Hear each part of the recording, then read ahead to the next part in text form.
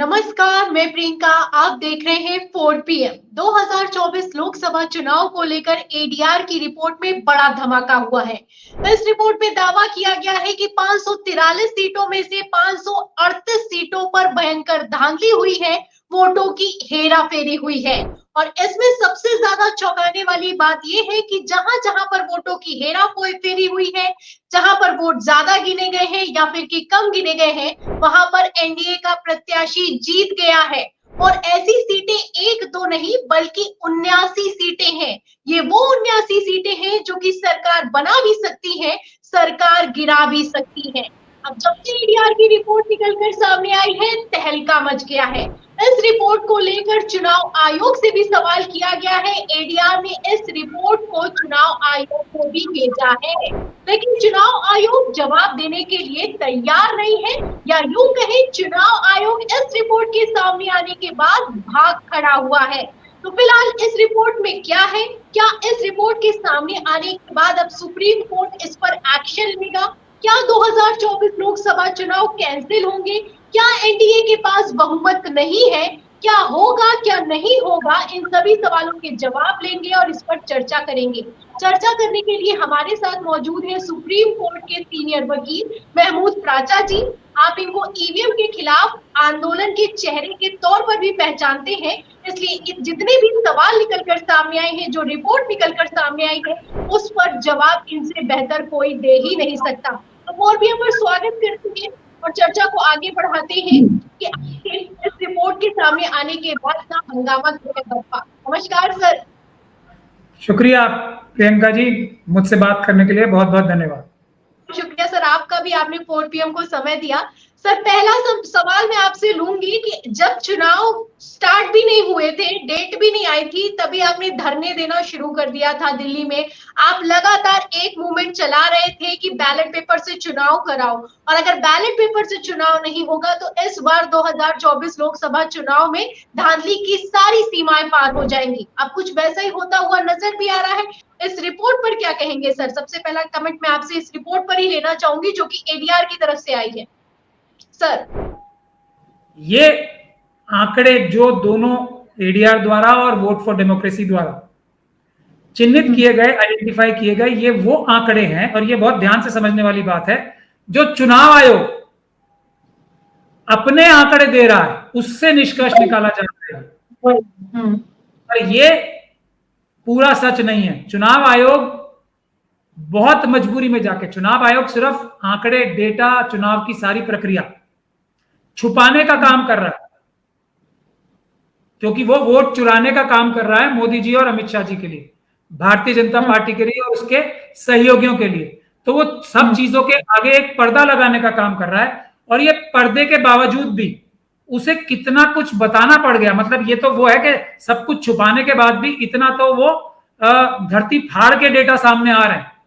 ये तो चुनाव आयोग को बताना पड़ रहा है, उसमें इतनी बड़ी धांधली है। लेकिन अगर इसका सही तरीके से इन्वेस्टिगेशन की जाएगी तो धांधली कहीं ज्यादा है, और धांधली असल में निकल के वो आएगी जो हम लोग पहले दिन से कह रहे हैं, मिशन सेफ कॉन्स्टिट्यूशन के लोग, के 50 से ज्यादा सीटें भारतीय जनता पार्टी नहीं जीत पाएगी अगर सच्चाई से इन्वेस्टिगेशन होगी। दूसरी बात ये सभी जो आंकड़े हैं, जो ये, और आपने बड़े सही तरीके से इसको रखा भी, कि जो अंदेशा हम लोग जता रहे थे कि गड़बड़ी होगी, बहुत बड़ी गड़बड़ी होगी, ये जो सारे जो रिपोर्ट्स आ रही हैं, ये वो गड़बड़ी बता रहे हैं कि ये वो कोरोना हो गया हमें, लेकिन इसका वायरस क्या है? वो है ईवीएम। ये बीमारी हो क्यों रही है? ये क्यों आंकड़े ऐसे हैं कि बीजेपी को ही हर जगह फायदा हो रहा है? क्यों है? क्योंकि ईवीएम का प्रयोग या दुष्प्रयोग चुनाव आयोग कर रहा है। किसको? भारतीय जनता पार्टी को। और ऑब्वियसली चुनाव आयोग को अपॉइंट करने वाला कौन? भारतीय जनता पार्टी के मोदी जी ने ही सुप्रीम कोर्ट की जजमेंट को एक तरीके से हटा के दो चुनाव आयुक्तों को अपॉइंट किया। एक गोयल साहब ने तो रिजाइन भी किया। तो उस तरीके से, और उसके बाद हर जगह मोदी जी तारीफ करते हैं चुनाव आयोग की, और चुनाव आयोग तारीफ करते हैं मोदी जी की, और कहीं भी डेटा नहीं दिखाएंगे। फिर हमने तो रामपुर में चुनाव ही लड़ा, ये सब, क्योंकि ये मशीन दिखाएंगे नहीं और कहेंगे कि हम पे भरोसा करें, ये सच्ची मशीन है। तो हमने रामपुर का चुनाव लड़के पूरे देश का एक जो चोरी पकड़ने का जो सिस्टम हमने पुलिस के तौर पे निकाला, वो वीडियोग्राफी थी जो हमने रामपुर की भी ली, और हम पूरे देश की सारी सीटों की वीडियोग्राफी सुरक्षित कराए हैं। अब जिसको भी दूध का दूध और पानी का पानी करना हो वो देख ले कि ईवीएम से किस प्रकार धांधली की गई थी। वीडियो हमने 543 की 543 जगहों पे सुरक्षित कोर्ट के माध्यम से करा दी। आप सिर्फ लगातार वीडियो शेयर कर रहे हैं ट्विटर पर, और वो वीडियो भी वायरल हो रहे हैं, और पत्रकार भी सबसे बड़ी बात है कि उसको शेयर कर रहे हैं, राजनीतिक विश्लेषक भी शेयर कर रहे हैं, चुनाव आयोग को भी टैग किया जा रहा है, लेकिन चुनाव आयोग में इतनी हिम्मत नहीं दिखाई दे रही है कि वो किसी तरह का, अगर मान लीजिए इसमें कोई गलती नहीं है और आप पे सवाल खड़ा किया जा रहा है, तो कम से कम आप यही कह दीजिए कि जो सवाल है यही गलत है, ये तक बोलने के लिए तैयार नहीं है। और सर सबसे बड़ी बात ये जो कि आपने भी पॉइंट आउट की कि एडीआर ने जो रिपोर्ट तैयार की है, वो रिपोर्ट तैयार की गई है, जो इन्होंने आंकड़े दिए हैं, जो चुनाव आयोग ने आंकड़े दिए हैं, उसी का परसेंटेज को वोटों में तब्दील करके जब तैयार किया गया तब पता चला कि 538 सीटों पर धांधली हुई है। और वहीं दूसरी तरफ दूसरी रिपोर्ट में ये निकलकर सामने आया कि 79 सीटें जहां पर धांधली हुई है, और सबसे बड़ी बात है कि ये सारी की सारी सीटें भारतीय जनता पार्टी जीत गई। अब इस पर क्या कहेंगे सर, क्योंकि रिपोर्ट ये भी निकलकर सामने आ रही, दावा ये भी किया जा रहा है कि पहले चरण का जब वोटिंग हुई थी तभी भारतीय जनता पार्टी को साफ हो गया था कि बहुमत नहीं मिलने वाला है, इसलिए दूसरे चरण के बाद लगातार 6 चरण में खेला हुआ है। और सबसे बड़ी बात यहाँ पर ये है सर, एक डेटा और मैं आपको दिखा देती हूँ। दूसरे चरण की अगर बात की जाए तो इसमें उत्तर प्रदेश की 8 सीटें भारतीय जनता पार्टी जीत गई, राजस्थान में 13 में से 10 सीटें भारतीय जनता पार्टी जीत गई, मध्य प्रदेश में 6 में से 6 जीत गई, और कर्नाटक में 14 में से 12 सीटें बीजेपी जीत गई। तो इस पर क्या कहेंगे सर, क्योंकि उत्तर प्रदेश में सबसे बड़ा नुकसान हुआ है बीजेपी को, लेकिन दूसरे चरण में आप देखिए कि कितना क्लीन स्वीप मारा है। आप क्या कहेंगे, क्योंकि ये वही सीटें हैं जिन पर कभी कहीं पर वोट ज्यादा है, कहीं पर वोट कम है। सर देखिए, ये तो एक कॉमन सेंस से सोचने वाली बात है। और ऐड करना चाहूंगी सर, वोट ज्यादा है वोट कम है, ऐसे मेरा तात्पर्य ये है, मैं दर्शकों को बता दूं कि वोट कहीं पर ज्यादा गिन लिए गए हैं, लाखों की संख्या में ज्यादा गिन लिए गए और हजारों की संख्या में कम गिन लिए गए। जी सर बोलिए। मगर बुनियादी बात यही है कि क्या ये जो गड़बड़ हो रही है, और गड़बड़ तो 100% हो रही है,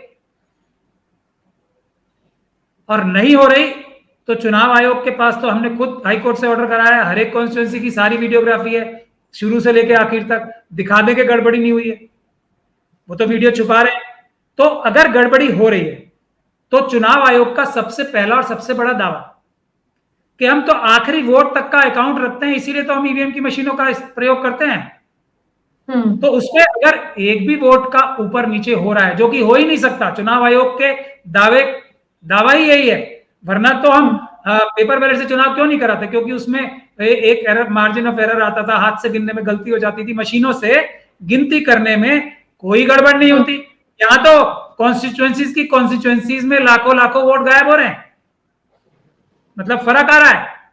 तो कैसे आ रहा है, इसका मतलब गड़बड़ी है, और गड़बड़ी है तो फिर उसका फायदा क्या इंडिया गठबंधन को मिलेगा, विपक्ष की पार्टियों को मिलेगा, या उनको मिलेगा जो कि सत्ता में है, जो कि किसी का बिगाड़ सकते हैं, जो ईडी भेज सकते हैं किसी के घर, किसी को प्रमोशन दे सकते हैं, किसी को गवर्नर बना सकते हैं, किसी को कुछ बना सकते हैं, किसी को कुछ बना सकते हैं। और जिन लोगों ने इलेक्टोरल बॉन्ड्स के थ्रू हजारों करोड़ कमाया है, पैसे दे सकते हैं, कुछ भी कर सकते हैं। और इलेक्शन कमीशन की खुद की वेबसाइट पे 7,000 करोड़ की तो जो उन्होंने इलेक्शन में पकड़ा है, पकड़ धकड़ की है। तो ये इतनी सारा, ये तो वो चीजें हैं जो चोरी करते करते चोर के हाथ से गिर जाती हैं ना, वो नजर आती हैं, असली चोरी तो इससे कहीं बड़ी। तो ये बुनियादी बात समझने की है। और चुनाव आयोग किसी भी प्रकार से ईवीएम की अपनी बेईमानी से भाग ही नहीं सकता ना, क्योंकि इतने सारे वोटों में, गिनती में, परसेंटेज में, हर चीज में फर्क आ रहा है। फॉर्म 17C में देंगे ही नहीं, जो हर बार हमेशा मिलता था वो देंगे ही नहीं, वो स्ट्रांग रूम में बंद है। स्ट्रांग रूम भी तो जब काउंटिंग होती है खुल जाता है ना, तब भी नहीं देंगे। और वो झूठ है, जबकि रिटर्निंग ऑफिसर के पास 17C का प्रूफ होता है।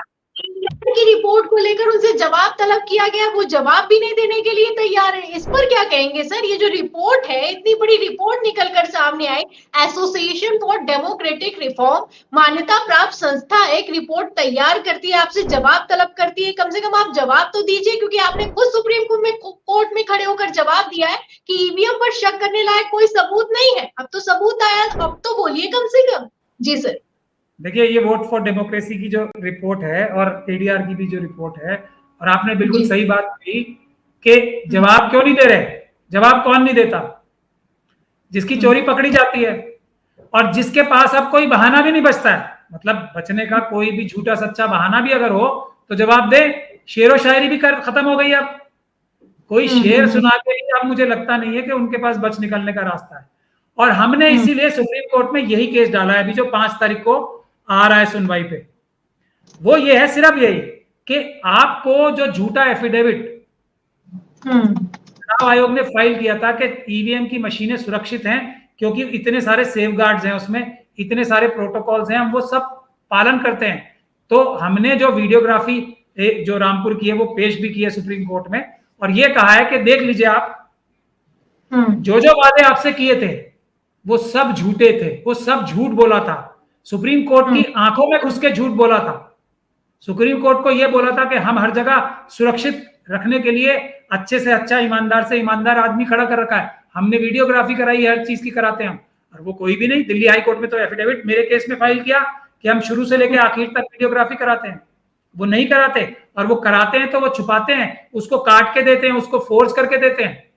तो ये सब चीजें हमने पकड़ ली। हम सुप्रीम कोर्ट से सिर्फ ये कह रहे हैं कि अब तो जो हुआ हुआ, हालांकि ये चुनाव मेरे ख्याल से कानूनी तौर पे रद्द हो जाने चाहिए, लेकिन हमने ये पिटीशन डाली है कि ये जो धोखाधड़ी की है इलेक्शन कमीशन ने सुप्रीम कोर्ट से, और उससे भी बड़ी बात पूरे देश की जनता से, वो आगे ना कर पाए, उसके लिए कोई रास्ता निकालें। और ये रही इनके चोरी के सारे सबूत, आपसे क्या क्या झूठ बोले थे, ये फोटो की शक्ल में, वीडियो की शक्ल में, ये रहे सारे सबूत। देखिए, चुनाव आयोग तो पूरी तरीके से फंसा हुआ है। हमने पुलिस कंप्लेंट करा रखी है, वो एक तरीका है। इनको हटाने के लिए देवा साहब साहब और जो दूसरे बड़े बड़े सब लोग हैं, वो सब हम लोग सब मिलके इनको हटाने के लिए, इम्पीचमेंट करने के लिए, हम मेंबर ऑफ पार्लियामेंट से 100 मेंबर ऑफ पार्लियामेंट से साइन करा के इन राष्ट्रपति महोदया को इनकी इम्पीचमेंट की कार्रवाई, यानी कि इनको पद से हटाने के लिए कार्रवाई करने वाले हैं। इसके अलावा सुप्रीम कोर्ट में हमने केस डाल ही दिया है। लेकिन मैं आपको साफ साफ तौर पे एक बात बताना चाहता हूं आपके दर्शकों को, आपके माध्यम से, ये ईवीएम का जो जहर है वो हमारे देश से सिर्फ और सिर्फ एक पब्लिक मूवमेंट से, जन आंदोलन से खत्म होगा। वरना एक पॉलिटिकल जो सत्ता में लोग बैठे हैं, जो खुद ईवीएम का बहुत जबरदस्त मुखालफत करते थे, विरोध करते थे, आज उनके हाथ एक ऐसा हथियार आ गया है कि पूरे देश की सारी जनता उनको वोट ना दे, वो इलेक्शन फिर भी जीत सकते हैं। सारी जनता उनके विरोध में हो जाए तब भी वो इलेक्शन जीत सकते हैं। तो वो इस हथियार को, इतने ईमानदार वो नहीं है, भले ही वो कुछ भी और हो, इतने ईमानदार वो नहीं है कि एक ऐसा हथियार अपने हाथ से जाने देंगे। तो ये हमारे देश की सारी संस्थाएं दबाव में है, ये पूरा जग जाहिर है। सुप्रीम कोर्ट के 4 जजेस खुद ये बात कह चुके हैं 2018 में प्रेस कॉन्फ्रेंस करके, सिटिंग जजेस। तो ये जन आंदोलन से ही ये जहर देश से निकलेगा। मुझे खुशी है कि आज फिर एक बड़ी पॉलिटिकल पार्टी ने इसके लिए प्रेस कॉन्फ्रेंस की है, लेकिन सिर्फ प्रेस कॉन्फ्रेंस से काम नहीं होगा, जन आंदोलन की आवश्यकता है। पेपर बैलेट से चुनाव जैसे ही दोबारा शुरू हो जाएंगे, मैं ये समझता हूं कि फिर चुनाव के नतीजे जनता की आवाज से, यानी कि विल ऑफ द पीपल से आने शुरू हो जाएंगे, उसकी संभावना बहुत ज्यादा बढ़ जाएगी। तब तक तो मैं ये समझता हूं कि जनता की आवाज के इलेक्शन हो ही नहीं रहे हैं हमारे देश में। सर हाँ, यहाँ पर समझने वाली बात है, जनता के इलेक्शन तो हो नहीं रहे हैं, क्योंकि भारतीय जनता पार्टी की अगर बात की जाए तो उनके पास तो बहुमत नहीं है। और जिस तरीके के ये आंकड़े रिपोर्ट किए गए हैं, इसमें अगर 79 सीटें एनडीए से हटा दी जाएं तो इनके पास, एनडीए के पास भी बहुमत नहीं होगा। तो आपको क्या लगता है, जो सरकार बनाई गई है, गैर संवैधानिक सरकार बनाई गई है? और जैसा कि सुप्रीम कोर्ट में आपने याचिका लगा दी, अगर ये साबित हो गया कि ये जो 79 सीटें इसमें धांधली हुई है, तो क्या फिर से इलेक्शन करवाए जाएंगे? क्योंकि एक तरीके से रिपोर्ट अपने आप में साफ करती हुई नजर आ रही है, जो कि चुनाव आयोग के आंकड़ों से ही तैयार की गई है, इस धांधली तो हुई है और बड़े काफी स्तर पर हुई है सर। धांधली को तो चुनाव आयोग भी ना नहीं कर पा रहा है। अब तो बिल्कुल साफ हो गई ये बात। मगर इतना बड़ा फैसला मुझे नहीं लगता सुप्रीम कोर्ट से आ सकता है कि सारे चुनाव निरस्त होने चाहिए। जी, मुझे इसकी कोई उम्मीद नहीं है, बिल्कुल भी 0% भी उम्मीद नहीं है। ये तो जन जी, आंदोलन से ही तय होगा। इस बात में आपकी लेश मात्र भी झूठ नहीं है कि ये गैर कानूनी इलेक्शन हुए, ये रिजल्ट गैर कानूनी है, ये सरकार गैर कानूनी है, ये जनता के वोट चुरा कर, लूट कर, जनता की आवाज को दबाकर, क्रश करके, विल ऑफ द पीपल को मिट्टी में मिला के ये नतीजे आए। और इसमें मैं दोषी मानता हूं विपक्ष की पार्टियों को भी। वो आज सत्ता में होते यदि वो ईवीएम के खिलाफ में आंदोलन हमारे साथ करते सड़कों पे आके, और ईवीएम के खिलाफ जिस तरीके से हमने रामपुर में हर स्टेज पे इनकी चोरी पकड़ी चुनाव आयोग की और उसकी बुनियाद पे सबूत इकट्ठे किए, ये उतना करते। और ये इनकी जिम्मेदारी भी है। ये यही नहीं कि विपक्ष के लोग आज सरकार नहीं बनाए, इनका नुकसान नहीं हुआ है, जनता का नुकसान हुआ है। जनता ने ये कहा था कि बीजेपी को हटा के हमें विपक्ष को लाना है। और हमारा जो सिस्टम है वो चुनाव आयोग को निष्पक्ष नहीं मानता है। हर जगह पे चुनाव आयोग के ऊपर जिम्मेदारी लगाई गई है कि वो जनता को, कैंडिडेट्स को, पॉलिटिकल पार्टीज को ये दिखाए हर स्टेज पे इलेक्शन की कि वो ईमानदारी से काम कर रहा है और बेईमानी से काम नहीं कर रहा है।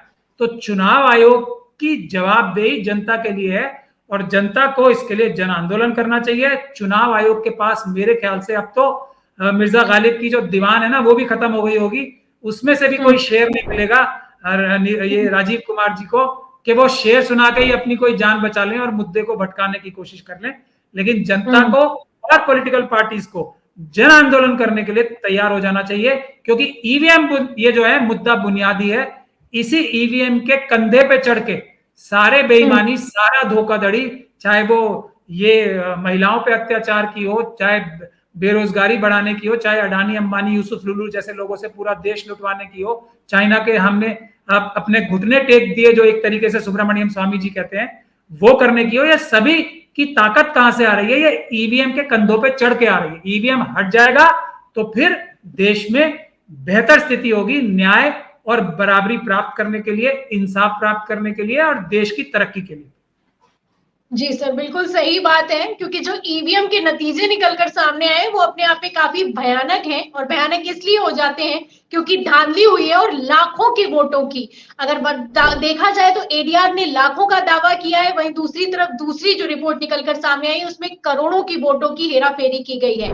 बहुत बहुत शुक्रिया सर, बहुत बहुत धन्यवाद, आपने जो जानकारी हमें दी है, हमारे लिए समय निकाला, बहुत बहुत धन्यवाद। तो ये थे हमारे साथ में महमूद राजा जी। आपने देखा कि उन्होंने कहा है कि जो रिपोर्ट्स निकलकर सामने आई है, जो आंकड़े निकलकर सामने आए हैं और जो वीडियो निकलकर सामने आए हैं, इनको लेकर हम सुप्रीम कोर्ट के पास गए और हमने याचिका लगा दी है। अब इसी याचिका पर 5 तारीख को सुप्रीम कोर्ट में सुनवाई होने वाली है।